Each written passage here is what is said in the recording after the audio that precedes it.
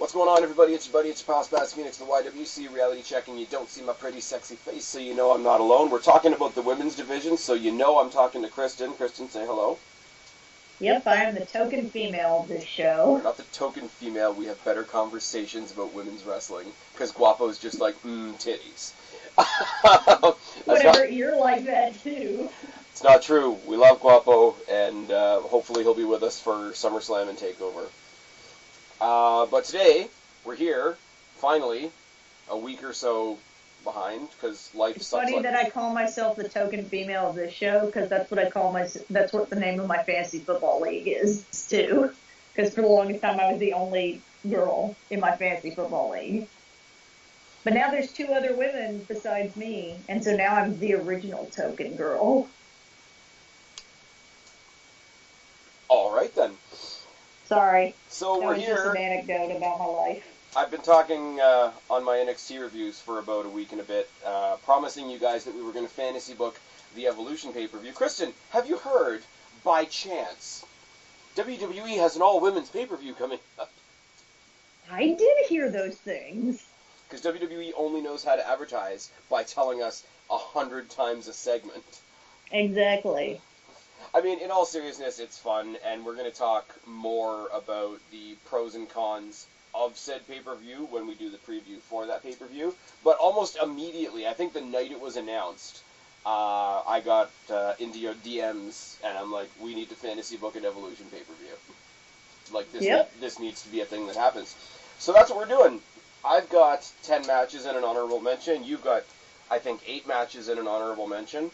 Yes. And some have to do with current shit that's going on. Some are just shit that we want to see.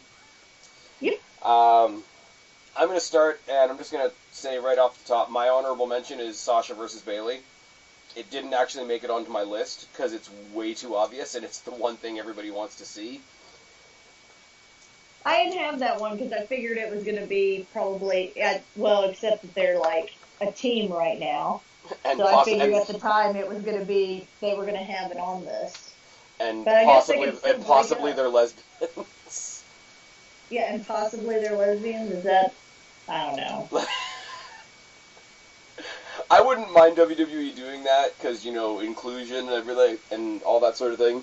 I don't trust them to not, accidentally or on purpose make it offensive. Especially since they have women on the roster that are, at least one woman on the roster that actually is a lesbian. So can we not caricature her life, I guess? There is a problem with that going the other way, though, because on TV you are playing a character. Well, I'm not saying make her the lesbian character in right. that. I'm just saying we have a lesbian on the roster who is going to be watching all of this. Can we not caricature her life in front of her? Well, I don't think it's necessarily caricaturing it. Like, if they do it and they do it in a tasteful... If you do it where they're, a happy couple thing, and you got the heel, and, the heel is, sort of throwing shade because they're a bad guy and that's a bad thing to do, I don't mind. If they make it like the whole Chuck and Billy thing from years gone by, I'm gonna be like, no. But, I agree. I like Sonya Deville. I'm a huge fan of Sonya Deville. If they chose to do a story like that with her, and if she chose to have that spotlight on herself, that's cool. But then you get people upset the other way. It's like, oh, you cast her as the lesbian character just because she's lesbian in real life. So, plus on the main roster, she hasn't really done that much. So if they're all of a sudden they make this big reveal about her, I think Vince thinks nobody will care, because Vince doesn't care about NXT, let's be real. Well, and also, she's not if we're talking about Vince McMahon, super, what is the word?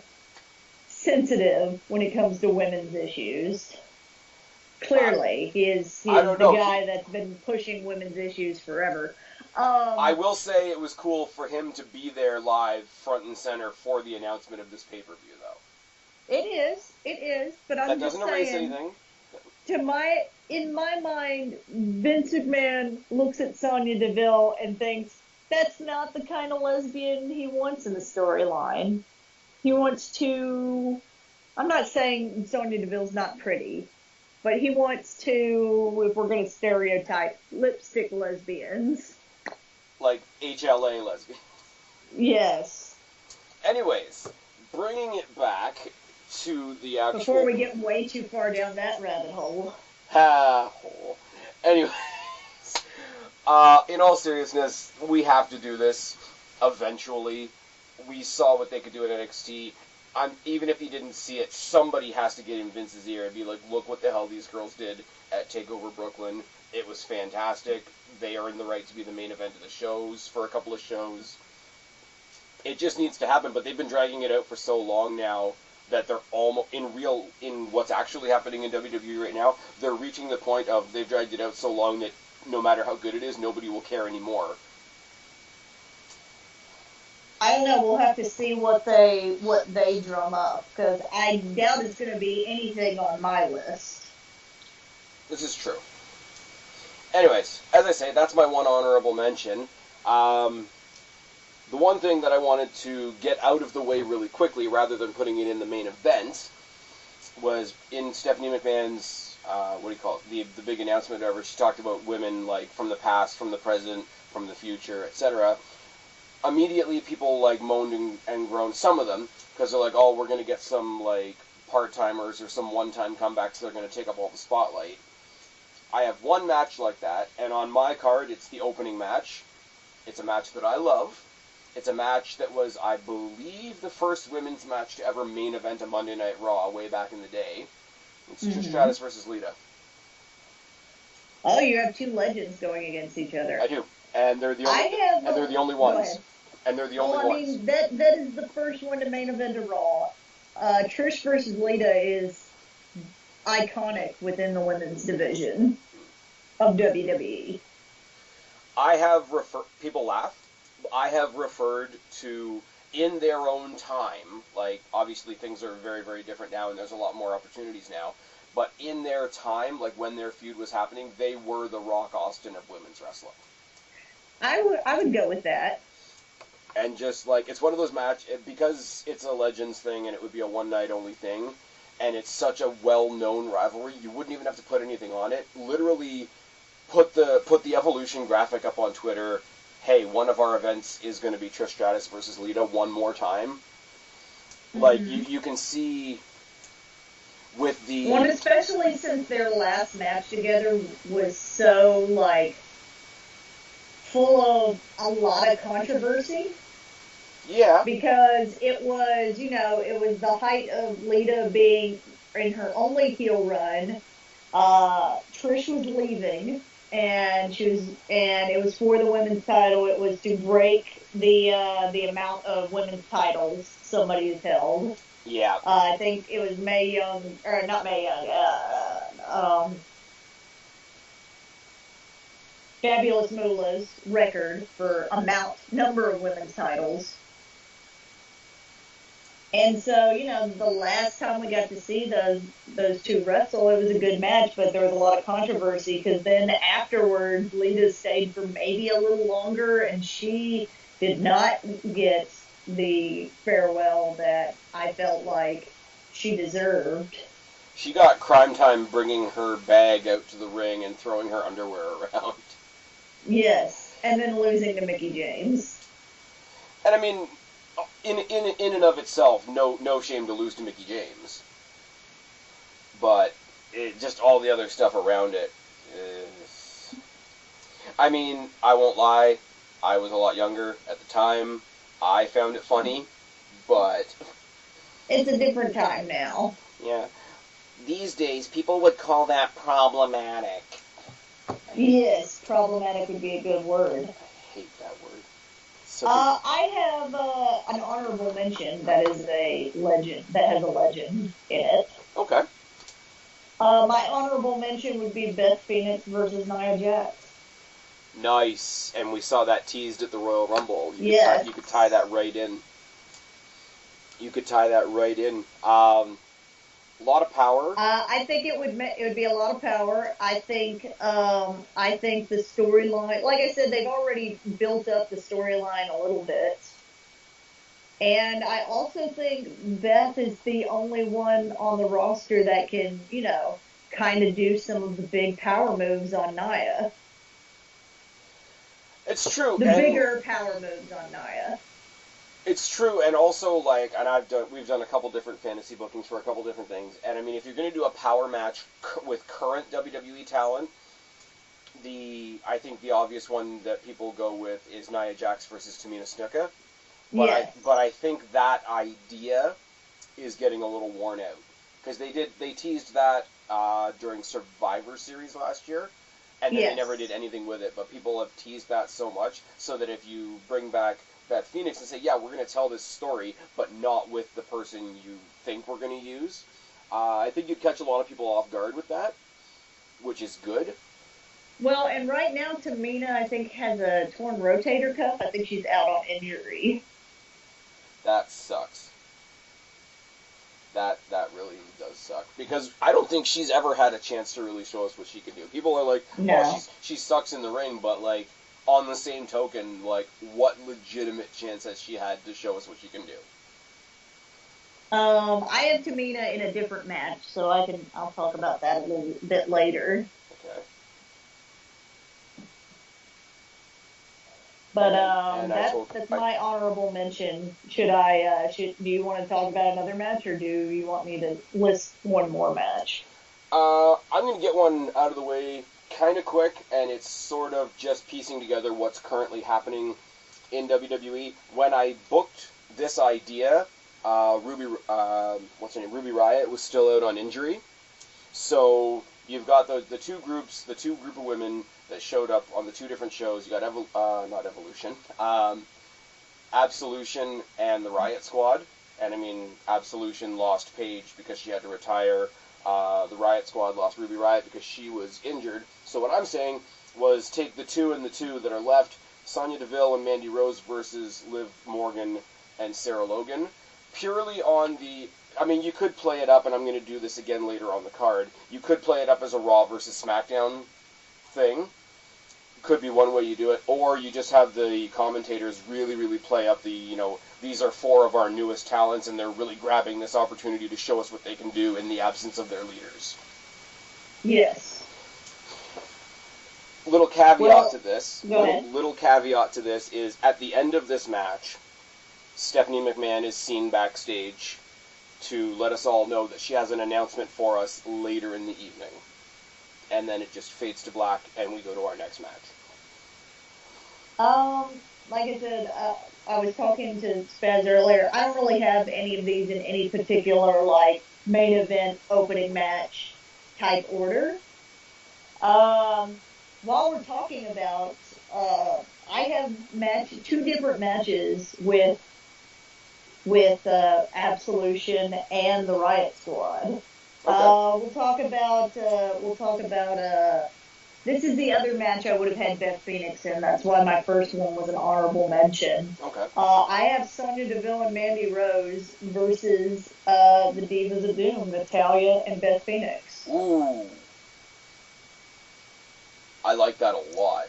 Well, because I picked them instead of against the Riot Squad, because I feel like size-wise, Mandy Rose and Sonya Deville would be a much better match against Natty and Beth.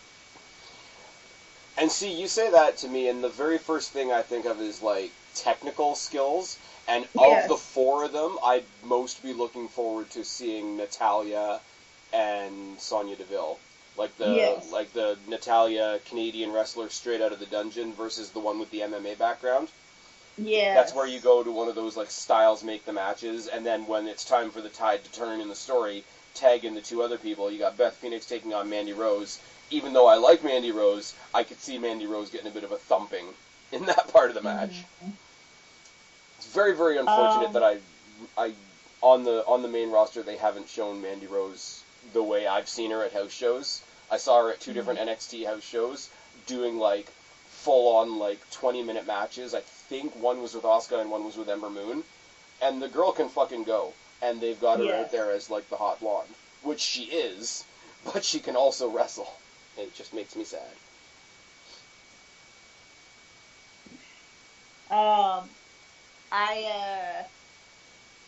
Sorry, you're next. I'm on a side note, guys. If I blank out here for a minute, it's because I'm babysitting some dogs for a friend of mine, and so I'm trying to slowly introduce the puppies to my new cat. Because at some point I want him to be used to dogs, and so there's a small amount of tension in the air. There you go. That's fine. And now I'm giggling because one of the dogs has stolen a cat bed. There you go. Kristen is live on location at the Texas Zoo this evening. The zoo that only has 2 cats and 2 dogs. They're animals. It's a zoo. This is going to be sort of a one-sided conversation because this only really works for people that have seen the WWE UK show that happened a little while ago. But on night 1, there was a triple threat match to see who was going to get to face Shayna Baszler on night 2. It was Ela Dawn and Killer Kelly. It was Ela Dawn versus Killer Kelly versus Toni Storm. Toni Storm, you all will remember from the Mae Young Classic last year. She's awesome. We're going to talk about her later. But Ela Dawn and Killer Kelly have both been signed to the NXT UK brand. I'd love to see the two of them just go at it for the UK title. I know you didn't see the UK show. Killer Kelly is sort of style-wise, sort of Sonya Deville, sort of Shayna Baszler, definitely in that, like, street fight, mouth guard, hair tied back, like, totally opposite of a Barbie type feel. Like, the mood that Shayna Baszler implies. And then Ela Dawn is sort of a smaller, kind of a gothic look to her. They say that she's into, like, spiritual, like, Wiccan, witchcraft type things, and she definitely sort of has that mysticism, like, not quite an Ember Moon or a Finn Balor, but sort of leaning towards that. So I think two characters that are that different, one just looks like a straight-up fighter, one looks like more of a character. You could tell a really cool story there, and it would be really good to get the NXT UK women's title off the ground. Sounds good to me. As I say, one-sided conversation on that one, so let's have your next one. There's going to be some of that because I missed the UK tournaments and stuff. Yeah. I'm noticing how many I have a few the Legends match. All the Legends matches that I have are in an effort to make people that are currently on the roster look a lot better, just to add that mystique. Okay. Here's one that'll be kind of random that I feel like would go together based on a storyline. Okay. I have Shayna Baszler versus Nikki Bella. Interesting.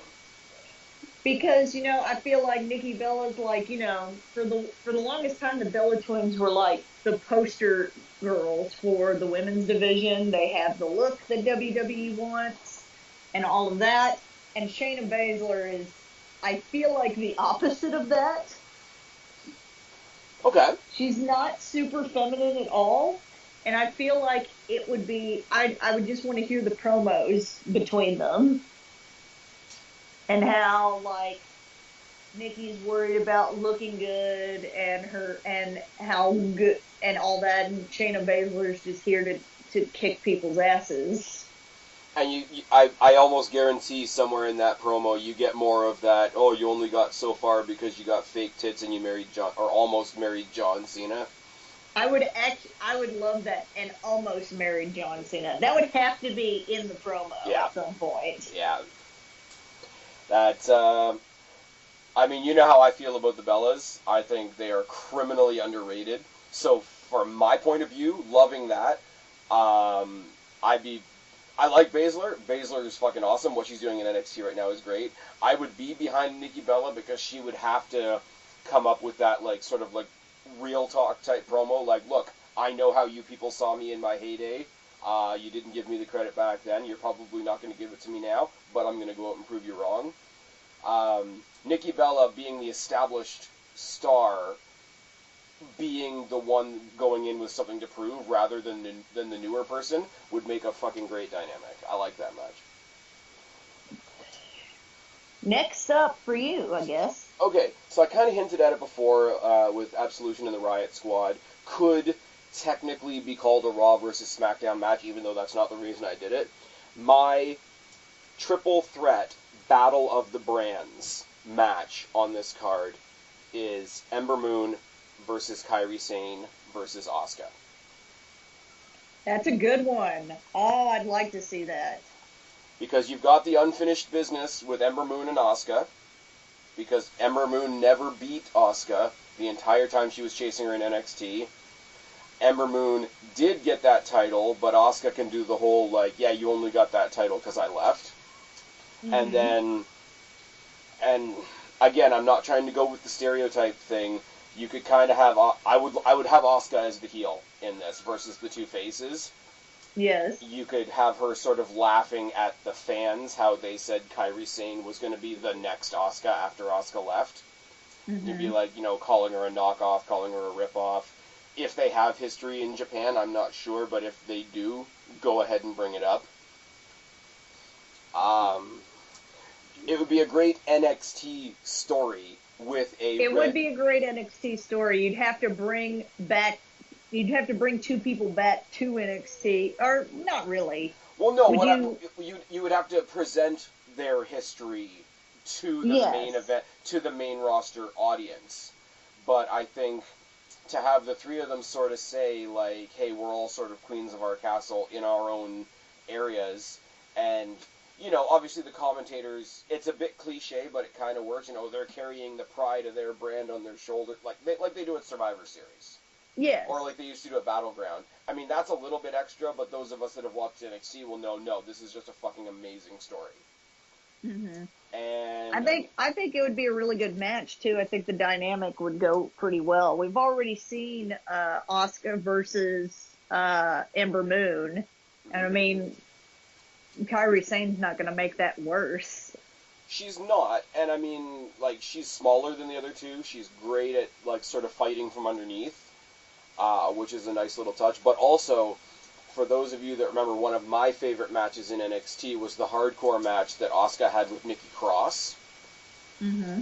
And we've seen what Asuka can do in a no disqualification situation, and that is built into the triple threat scenario. It'd be kind of cool to see what Ember Moon could do in a hardcore scenario as well. I want to think that they would book her as, like, because she sort of has that mystical, kind of evil, kind of, what do you want to call it, like that Finn Balor-ish element. You want to think that she sort of has, like, the potential to be kind of evil in a match. And again, that would only build on Kairi Sane being the underdog in the match. And I wouldn't mind seeing Kairi Sane win that match. I mean, I don't have winners down here, but Kairi Sane representing NXT, who are sort of seen by some people as the third brand, as, they're just developmental, or however you want to say it, plus her being the smallest one in the match, to have her come out on top against the other two would be fantastic. I agree. I think that's a really good match. I'm digging it. I'm digging that match. Right. Although I have Kairi Sane doing something different. Well, that's good, or else this would be really boring if we all had the same thing. Yeah, that would be really boring.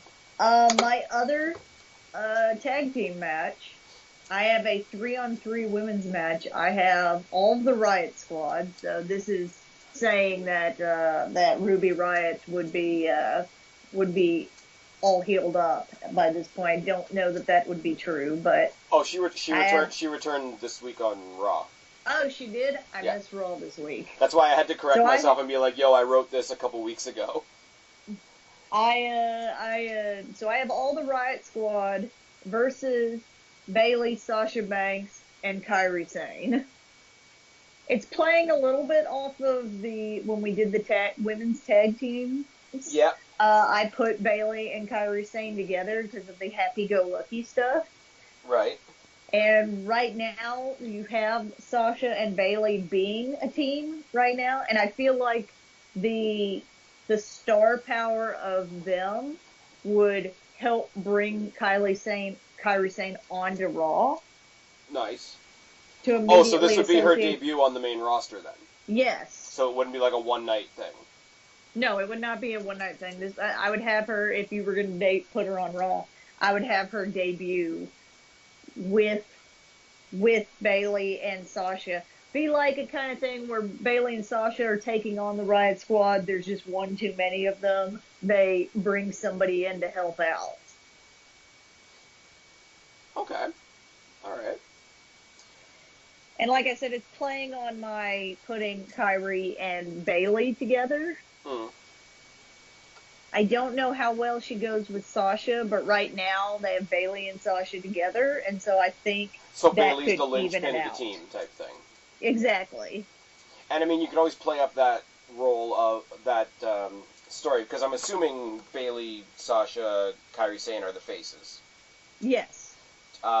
If you can play up a psychology there where you've got one united team in the Riot Squad versus three great individuals that got together, does the solidified team have the advantage? Exactly. Very cool. I like that, and that is a pretty cool way to bring somebody to the main roster. And I think because style-wise, if you bring Kairi Sane to Raw, because Asuka's on SmackDown, you don't have two people that similar in style on the same show. It keeps them unique. I think it works on every level. NXT Women's Title. Speaking of Shayna Baszler. Shayna Baszler, I don't know how much NXT you've seen recently. I've tried to catch up. Okay. Baszler's I getting... I know that they're like not making Dakota Kai look very strong at all. Yeah, I know, Charlie. Sorry, that was the dog. The dog man noise when I said that. Apparently, he is a Dakota Kai fan. Dakota Kai is awesome, but she's so good at getting the shit kicked out of her that they're using her to make every bad guy look bad. Like, her first match with Shayna Baszler, Baszler broke her arm and she fucked off for a while. Anyways, what I was going to say is Shayna Baszler is getting really good at, like, the bully heel promos, just, like, making everybody else sound like a joke. And she always goes back to the same three people. She talks about, like, how she's a wrestler and how everybody else is pretending to be something. You know, Candice LeRae is pretending that she's more than just Johnny Gargano's housewife. You know, Dakota Kai is pretending to be a wrestler. And then, and she just randomly beat the shit out of Aaliyah a while ago, and it's just like, Aaliyah is pretending to be relevant.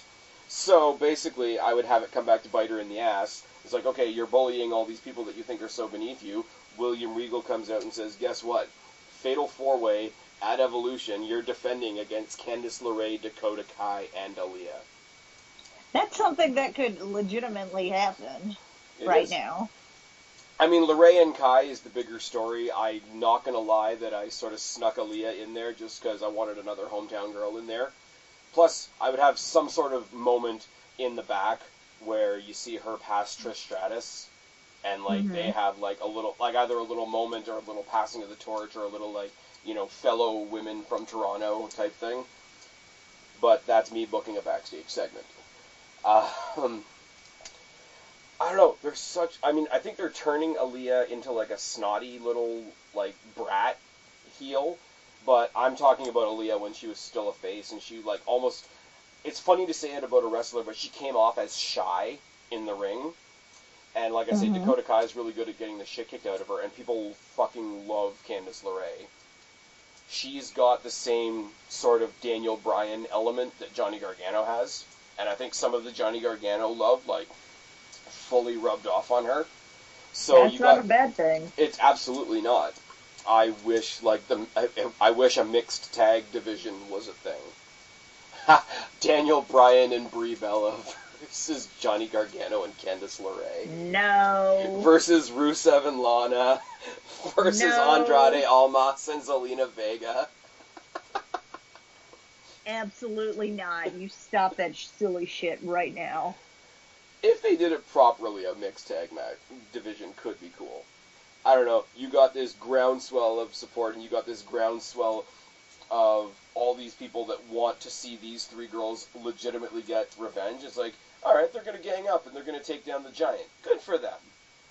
And I agree. I think that's a pretty good match. It's one of, I don't have any fatal four-ways in this one, so it's good that you're bringing the gimmicks.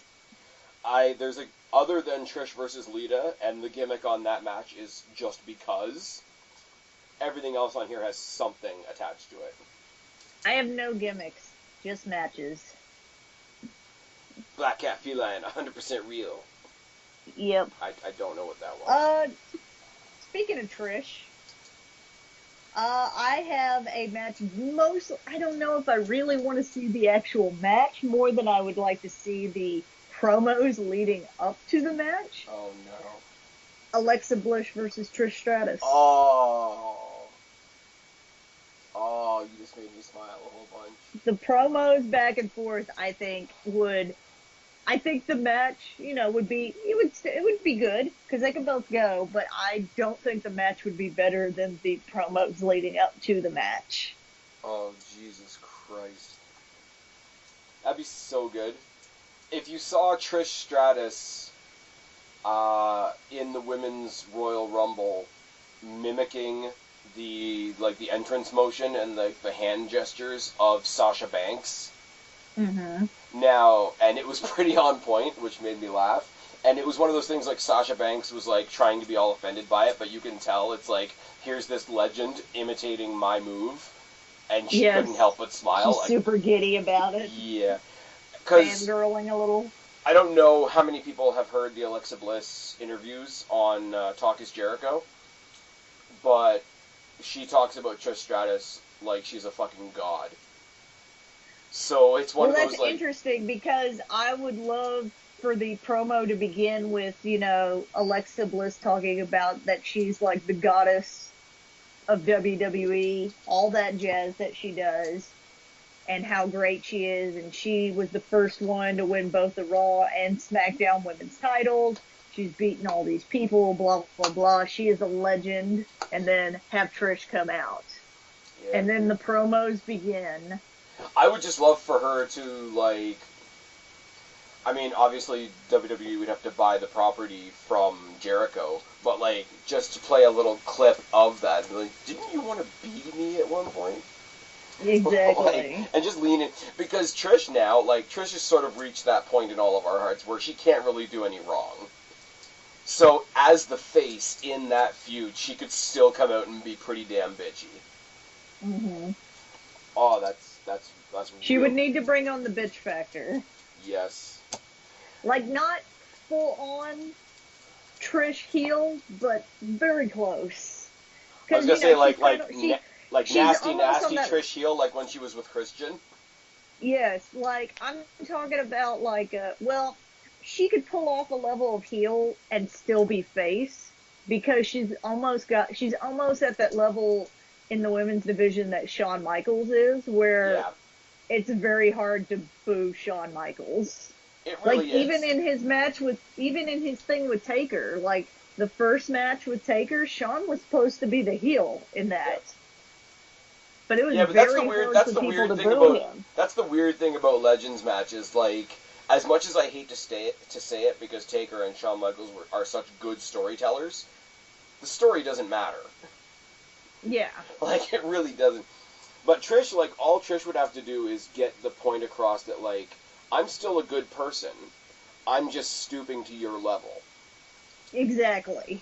That's... like I said, this is a thing where I feel like the match would be good, but the promos leading up to the match, I feel like, would be better than the match. I don't know. Honestly, I think that match itself could surprise us. It would be very hard for Alexa to help Trish with the Stratusfaction, though. You're picking on her because she's small. I'm picking on her because she's short. I'm sorry. Let's be honest. As much as we love Trish, the Stratusfaction is the botchiest move in the women's division. All she would have to, I think, to do the Stratus... I'm 50% of the time, the Stratusfaction just fucks up. Wait a minute, is the Stratusfaction is the springboard bulldog, right? Yes. To do it on a shorter person, I think she would just have to come off the second rope instead. I know, but... And Alexa Bliss isn't the smallest girl on the main roster anymore. Well, it's not that she's small. It's not that she's small. It takes... The Stratisfaction is like 60% or 40% Trish's work, doing the work, and 60% the other person is doing the work. Fair. But, I mean, she could always do the chick kick instead. Or, like... Yes, if the show was happening in Canada, just put her in the sharpshooter. Yeah, just put her in the sharpshooter. That would be the greatest ending ever, to beat Alexa Bliss. On a total side note, just because we're talking about... And if you want to fuck up with the flowchart a little, fuck it. Make it for the Raw Women's title. Give Trish another women's title. Oh, no. Wait. WWE rehires referee Earl Hebner. The pay-per-view takes place in Montreal. Alexa puts Trish in the sharpshooter. Montreal Screwjob. Oh, that's a screwjob I would watch. Anyways, I'm ashamed of myself that I didn't think of this, but now that she's on the main roster as well, I would love to see heel versus heel Alexa Bliss versus Zelina Vega. That would be good, too. Got to see... I agree with that. That would be another one that the promos would be pretty good. Yeah, that's another one that, like, I got to see actually wrestle at a house show, whereas she's been more in the manager role, both in NXT and on the main roster. After Johnny Gargano had already, been fired, quote-unquote, from NXT, the last NXT house show I was at, the main event was Gargano and LeRae versus Almas and Vega. And it was fucking fantastic.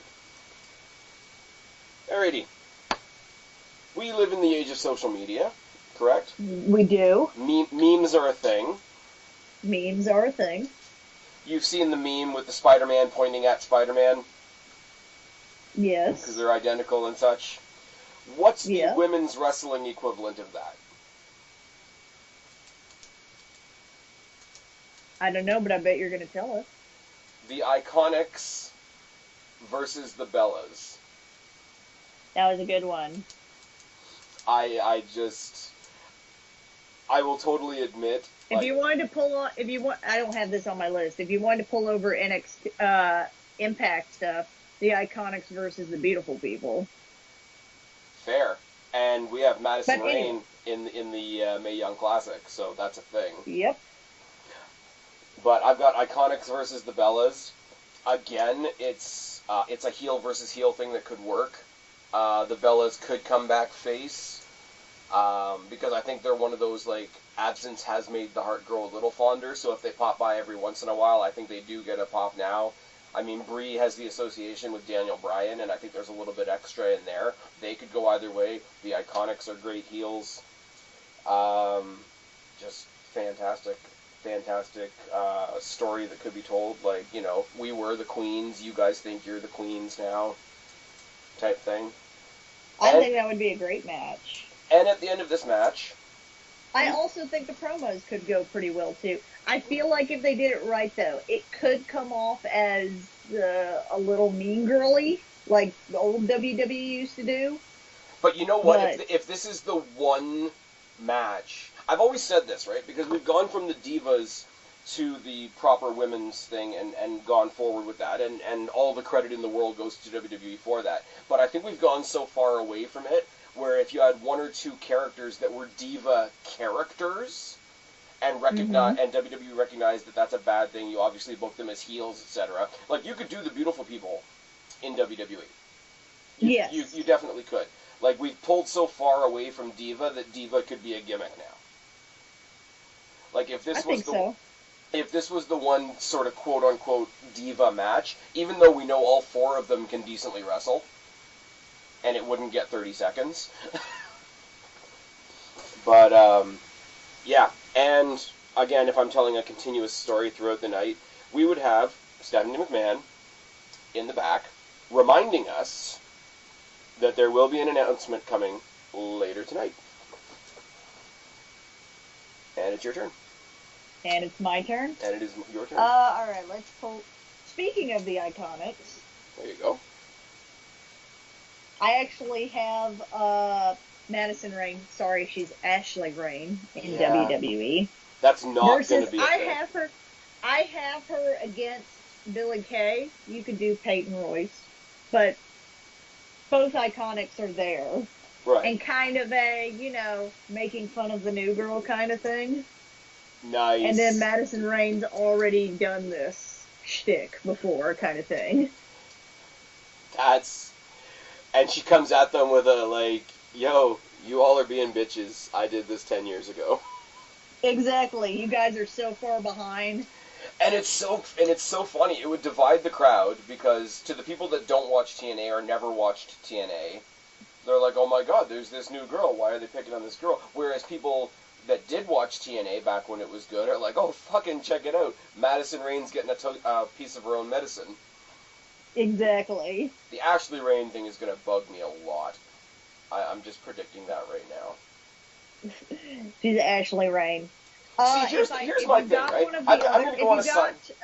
If you got Velvet Sky or, now I don't remember what the other one's name is. Angelina Love? Or Angelina Love in WWE, I definitely have it be a tag team match. I could see, like, all three of the Beautiful People versus the Iconics and maybe Carmella. Yeah, that would work. But, no, but I'm just going to do a little side tangent for a second, right? Go ahead. When AJ Styles, and I know we're talking about the women's division, but when AJ Styles came to the WWE, he had to rename his finisher the Calf Killer, and that's why they call it the Calf Crusher now, because they didn't want kill in their product, right? So now, they've got a woman in the Mae Young Classic this year named Killer Kelly, who was in the match that I mentioned earlier, who didn't have to change her name, even though it's got kill in it, but yet they made Madison Rain change her name to Ashley Rain. Well, I think that's one of the other wrestling names she goes by. I assume it's going to be a thing where she gives WWE something that they can trademark so that she can keep Madison Rain, what she's more known by, if this WWE thing doesn't work out. But see, like, and it sounds like such a little thing. What I loved in the past little while, and I mean, mostly this is an NXT thing, but I mean, AJ Styles is a prime example. The whole, like, WWE gets their hands on somebody and they have to rename it, they have to restamp it, they have to make it their own. But then AJ Styles comes in, and Samoa Joe comes in, and Eric Young I think they're bigger than that, though. And I also think that is their actual, like, name. So you can't...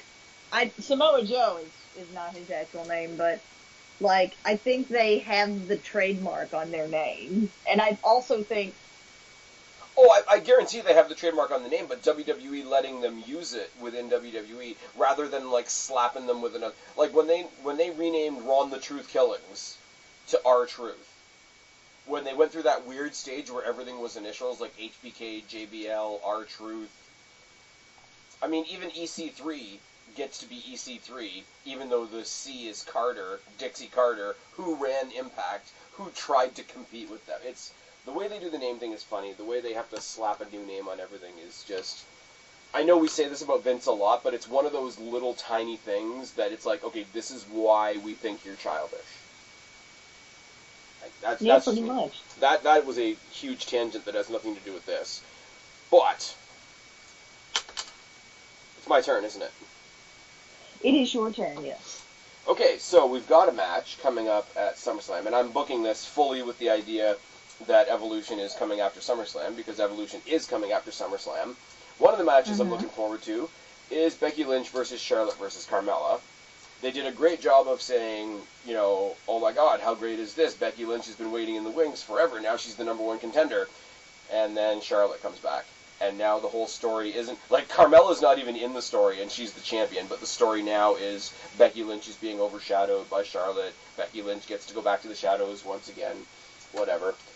I have Becky Lynch go batshit, like, super aggressive heel, like, losing her shit, like, it's my fucking turn.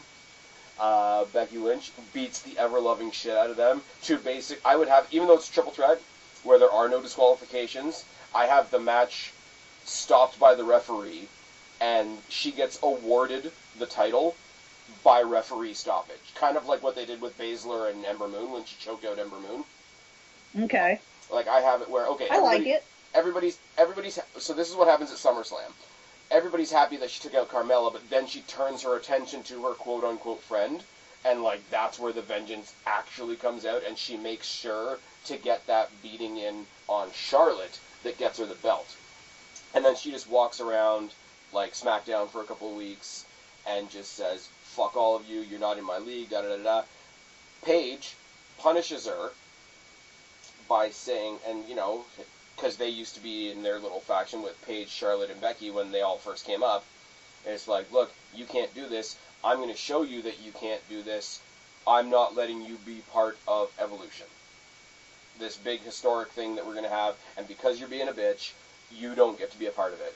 So I have her storm the ring, and it's like, you know what, if nobody wants to give me a spot on this pay-per-view, I'm going to make my own spot. If any of you have the guts, if any of you thinks you're good enough, you know, come throw it out there. Paige comes out on the entryway and announces the newest signee to SmackDown, Nikki Cross. Very nice. Nikki Cross, and she makes it a no DQ match. You have a no disqualification brawl for the SmackDown Women's Championship between Becky Lynch and Nikki Cross.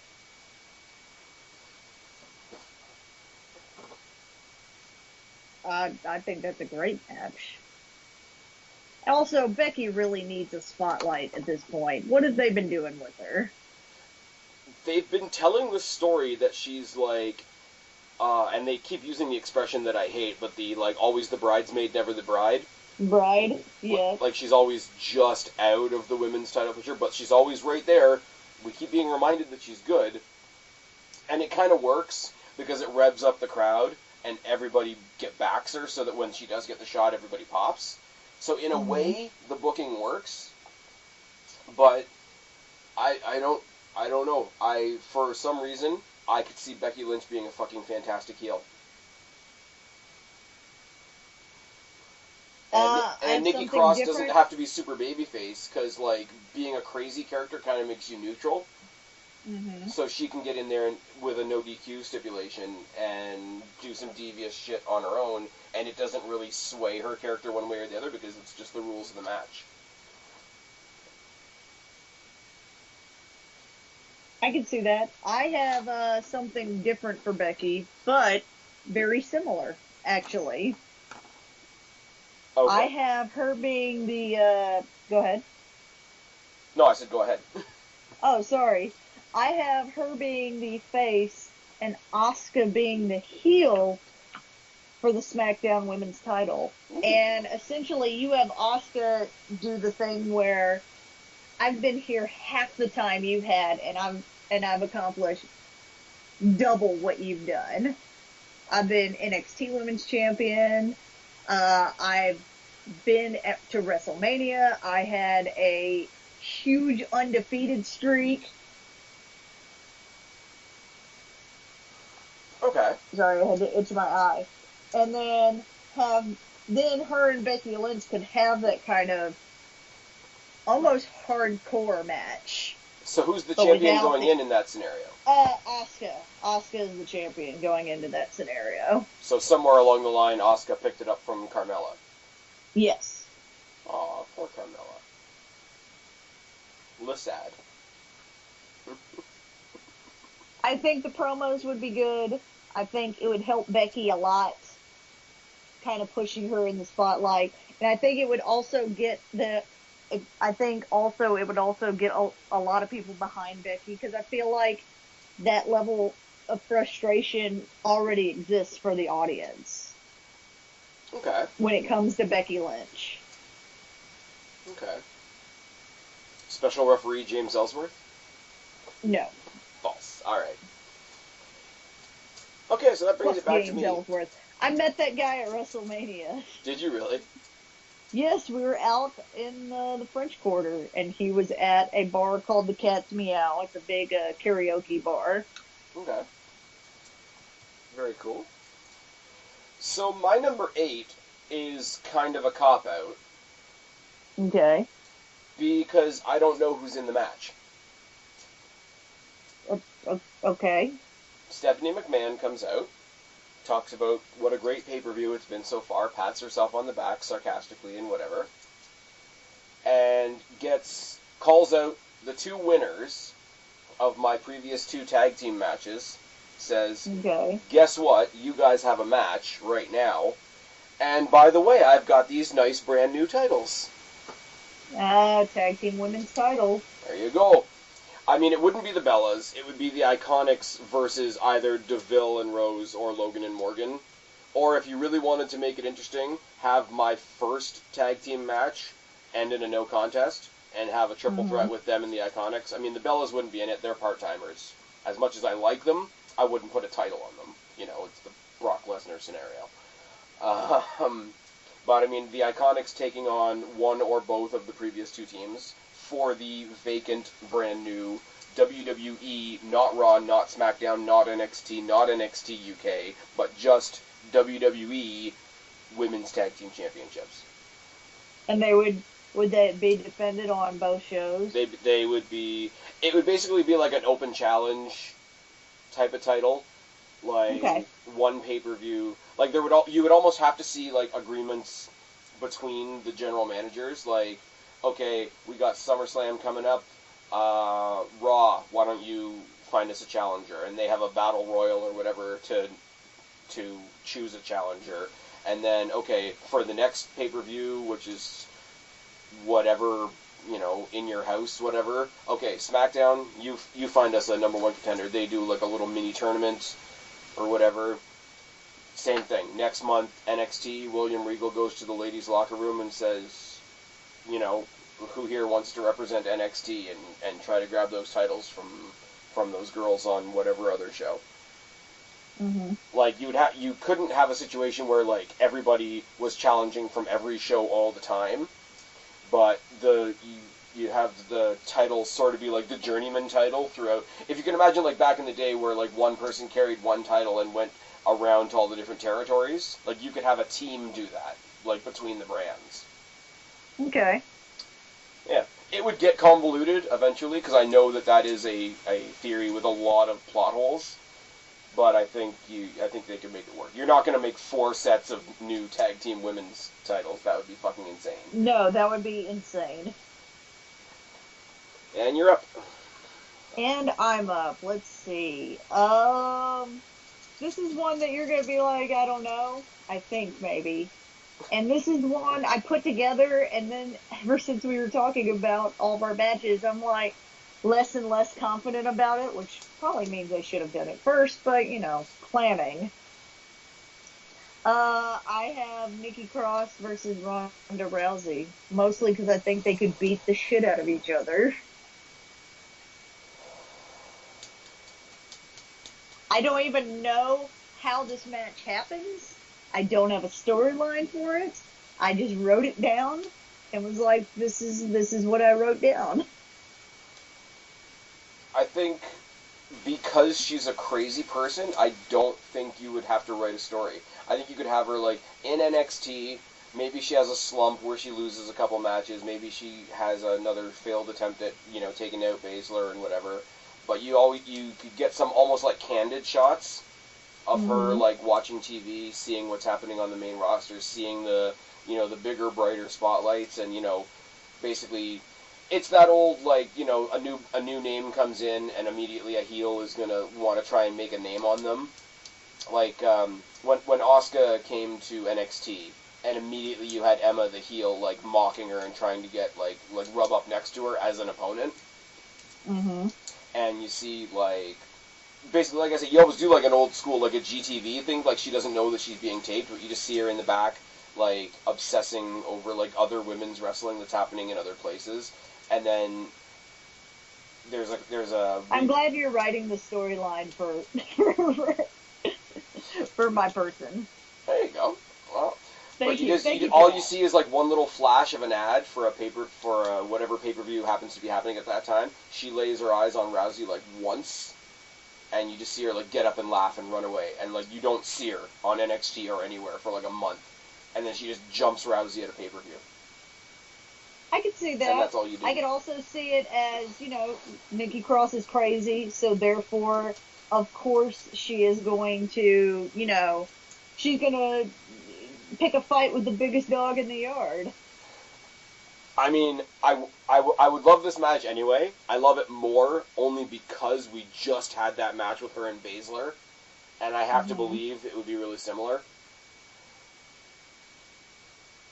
I don't know. That was my plan. I don't know what you do with it as far as a result.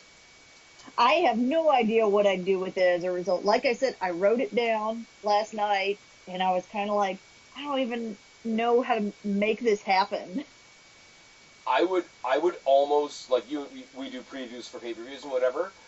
I would want that to end in a no contest. Yes, where they just pummel the crowd. I would even have it be falls count anywhere, or like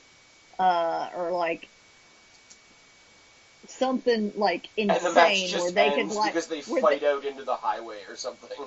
Yes, like something insane where they like, go into like the audience and into the back and whatever, and then like another match happens, and then they're like still fighting somewhere. Now, that can get a little cartoonish, but I would want it to be a level of crazy. Yeah, that's... Or like Ronda's pummeling her to death. Nikki I don't know where you shit. fathomed it in your head that I wouldn't like that match. I don't know, because I kind of want it to happen like right now. I kept looking at it and thinking, how the hell does this match like even happen? Like, how do I write these two together? And I was like, fuck it, I'm not even gonna try. This is the match. Because Nikki Cross. Okay, so the one thing we do know for sure that we're getting at Evolution is the finals of the Mae Young Classic. Mm-hmm. Which I think is a great fucking move. Last year, they did the finals of the Mae Young Classic after a random episode of SmackDown, which was so fucking dumb. They just sort of, like, wedged it in between SmackDown and 205 Live. Mm-hmm. Did you watch last year's Mae Young Classic? I watched most of it. So you know who Toni Storm is? Yes. I have the finals of the Mae Young Classic. Now, granted, and I'm going to put a little caveat on this as well, I booked this before I realized that Madison Rayne was part of the Mae Young Classic, but I'm not going to change it. Okay. Toni Storm versus the returning Caitlyn. Nice. That's a really good one. Because I'm actually, like, kind of pissed that Toni Storm didn't win last year. Because I'm pretty, like, she's already signed to the NXT UK brand. I'm pretty sure she's going to be, like, the first big face of their women's division. And Caitlyn... Would you have her win? I do. Only because I would have the winner... Because the winner of the last Mae Young Classic got an NXT women's title shot, and that shot became, like, she was one of 4 people in a fatal 4-way at a pay-per-view, which is kind of a anticlimactic way to introduce yourself, because you're 1/4 of the match. I would have, I don't know exactly how I would do it, I would have, start the NXT UK brand, and whatever other women they have there, they got Killer Kelly and Ela Dawn, and I don't even know who else, but have a mini tournament on the show. The winner of that faces the winner of the Mae Young Classic. Obviously, that would kind of foreshadow that it was going to be somebody from that brand, but whatever. And then you just... I mean, I wouldn't say put Caitlyn on the main roster right away, but you could throw her in NXT. She could have some fun there. And have Toni Storm take the notoriety of the Mae Young Classic to bring more focus to the new NXT UK brand. I dig that. I really want to know what that women's title is going to look like, because the what do you call it? Pete Dunne's UK title is a fucking gorgeous title belt. It is a good belt. They're going to have to rename it the NXT UK title, because right now it's still referred to as the WWE United Kingdom Championship. Mm-hmm. Anyways, yeah, that's what I would do. My favorite person from last year's Mae Young Classic versus the one that I'm really glad is coming back. Throw Caitlyn and Madison Rayne into a feud on NXT after the fact. Like, I would... Oh, that's what you do. You have Caitlyn go to the finals by beating Madison Rayne in the semis, and then they can feud based on that. And meanwhile, Toni Storm, as I say, takes the main spotlight of that win and takes it over to the newer brand. Okay. You're up. My last match, I have, doesn't have a storyline to it, much like a lot of mine. Shock and awe. I just kind of want to see the match. I have Ember Moon and Tamina. I think their styles are so different. If you could keep Tamina uninjured enough. I think their styles are very different, but I think but they're not so different that they wouldn't be able to work well together. I like that. I don't know what to do with that match. That's kind of where I'm at, too. My last two matches are matches that I'm like, I'm just going to put these matches here and not figure out how I would put that together. And fuck it. Yep. Yeah, I don't know what that match would look like, even. I don't know what the style would look like. I mean, we know what Ember Moon can do. Yes. And then there's a pause. Yeah, I was going to say, Tamina's a pretty big person. I mean, I know we've seen her do the Eclipse on Nia Jax, but it didn't look great. I like Ember Moon. Yes, but... Don't get me wrong, I like Ember Moon, but... I think Ember Moon... let's be honest. I'm not trying to be mean to Nia Jax here. I think Tamina is more athletic than Nia Jax is. I think she's athletic, for sure. I don't think Tamina... I'm trying to find a way to say this without sounding like a dick, which probably isn't going to be... Just say it. He's not meaning to sound like a dick, guys, but that's how it's going to come off. That's how you... I don't think she's dynamic in the ring.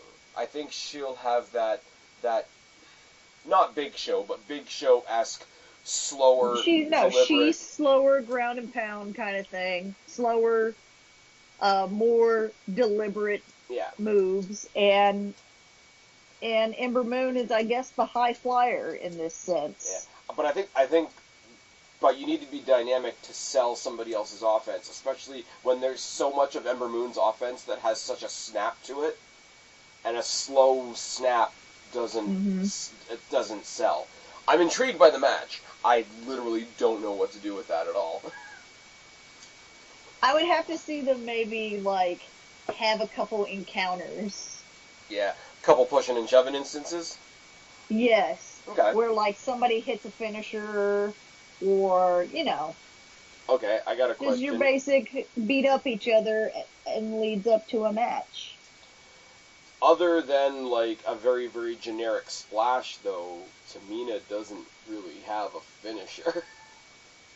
Well, Tamina could do that, but then Ember could get some of the finishers in. You'd be able to see how they look against Tamina.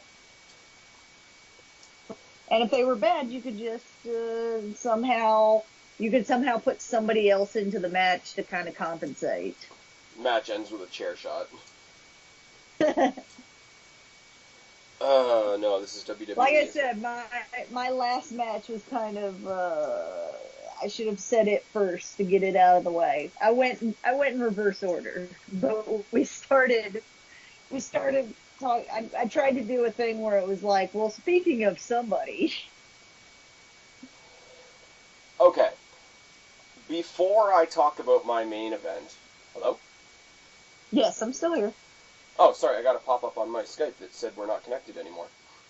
We are definitely still connected. Alright, before I say my main event, I want you guys, all that are listening to me right now, to reach out on Twitter to a somewhat frenemy of mine on Twitter.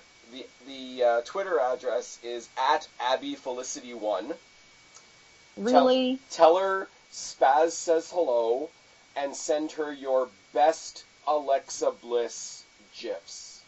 I really want you to do that just as an outreach so that she knows that me and my fan base are a nice, loving, embracing group of people. Abby Felicity1 on Twitter. Send her your best Alexa Bliss GIFs and let her know that they're from me. Now, I'm an asshole. Why do you spend your life harassing this girl? I don't really. But she's doing the I'm just saying, I see her a lot on my Twitter feed, and it's because you are commenting to her. I'm just pointing out where she's wrong.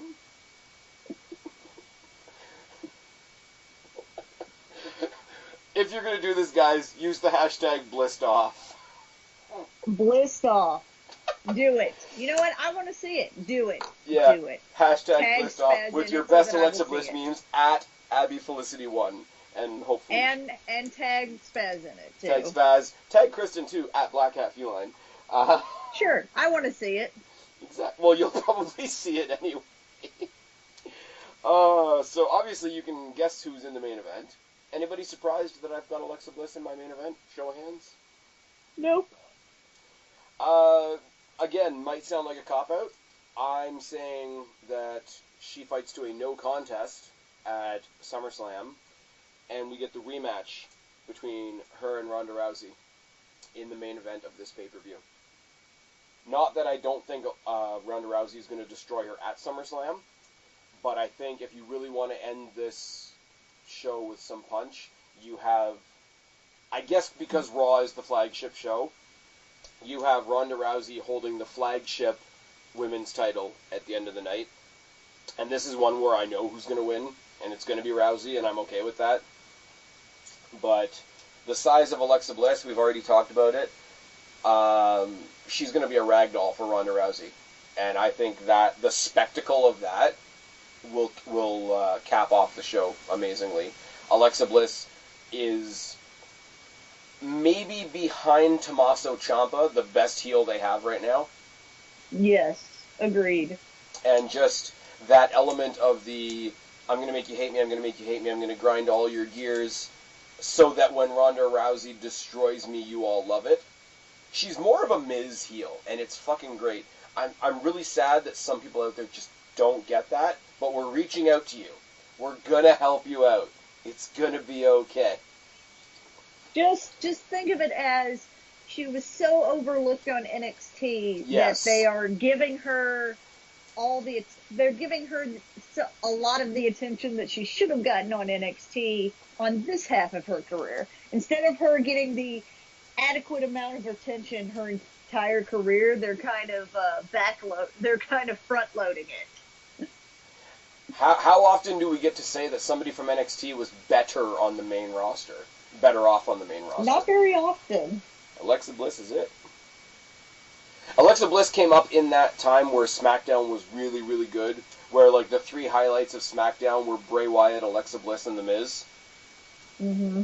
And other than Bray Wyatt, yeah, that's still a thing now. It was much better that Alexa Bliss ended up on SmackDown because I think she got to stretch. She got to grow a lot more.